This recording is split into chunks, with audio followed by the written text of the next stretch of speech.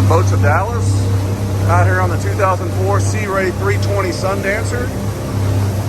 It's June the 19th, June the 18th, 2021.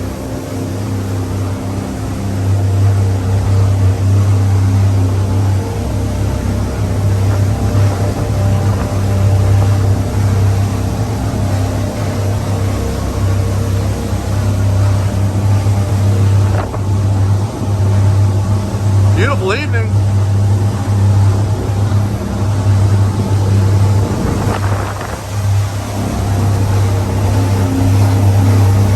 Boat's running good. Got full tanks of fuel.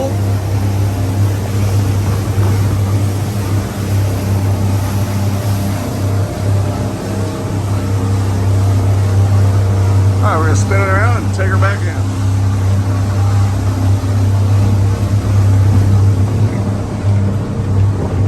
Down below, we got the air conditioning on. We've got the generator running. Nice and smooth down here, considering it's pretty rough out right now. Boat's running good though. We're gonna go ahead and take it back into the marina.